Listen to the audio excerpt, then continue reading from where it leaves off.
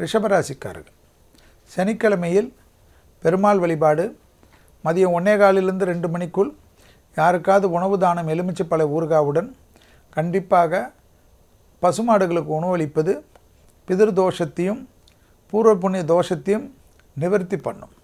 ரிஷபராசிக்காரர்களுக்கு கன்ஃபார்மாக பிள்ளைகள் விஷயத்தில் கோபதாபம் கூடாது.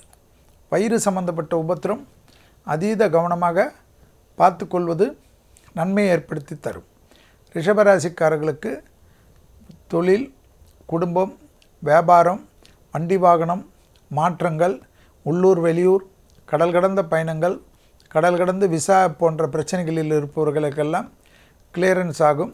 க்ரீன் கார்டு கிடைக்கவில்லையே, அந்த கார்டு கிடைக்கவில்லை என்று வருத்தப்படக்கூடிய ரிஷபராசிக்காரர்களுக்கு கன்ஃபார்மாக அந்த ஊரில் இல்லாமல் வேறு ஊருக்கு சென்று அனுகூலம் பெறக்கூடிய பிராப்தம் ஏற்படும். அதிகமாக டிராவல்கள் ஏற்படக்கூடிய ராசிக்காரர்கள் ரிஷபராசிக்காரர்கள். சுபகாரிய தடைகள் டக்குன்னு என்ன புரட்டாசியில் என்ன சுபகாரியம் என்று யோசிக்காதீர்கள்.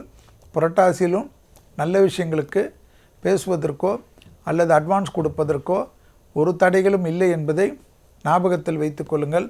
விடுபட்ட தெய்வ வழிபாடுகளை நிவர்த்தி ஏற்படுத்தி கொள்வீர்கள். கண்டிப்பாக அபிராமி அந்தாதியில் இருக்கக்கூடிய 40, 59, 75வது பாடலை கேட்பதன் மூலியமாக ரிஷபராசிக்காரர்களுக்கு குழந்தைகளுக்கு மேல் இருக்கக்கூடிய தோஷங்கள் பரிபூர்ணமாக நிவர்த்தி ஏற்படும். எடுத்த காரியத்தில் ஜெயம் அனுகூலம் காணப்படக்கூடிய அற்புதமான 15 நாட்கள் ரிஷபராசிக்காரர்களுக்கு எந்த பயணங்கள் வந்தாலும் எடுத்துக்கொள்ளுங்கள்.